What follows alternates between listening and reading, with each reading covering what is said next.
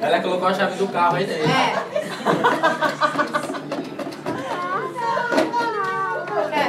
É chocante, viado. Não é não,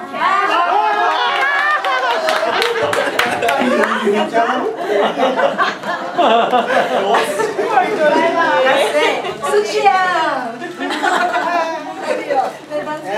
Deixa lá, seu irmão. Não, sutiã. Não. Ele chama de Bianca. Então. É, o sutiã. Cadê o sutiã? Mas ele tá com a Laiane, não vai dar graça. Vai ficar tampando. Ah, não, desculpa, cadê o pai? Não. Ah, eu queria sutiã. Ah, mas nos 24 anos ele não pintou ele. Não, isso aí vai tudo pra roupa. É o sexto. Já tá ruim. Se a gente colocar...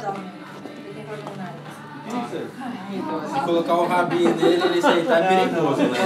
Não posso sair daqui, não. Mas aí ele não tem mais irmãos, né? O papai faz favor. Ó, faz o seguinte. O que é? Deixa passar. Ó, faz um risco bem grande. Depois ela acorda e assusta. Faz um risco com a bolinha na bochecha. Fecha a boca. Mas na boca você vai passar. Deixa eu ver como que eu tô. Deixa eu passar seu livro lá.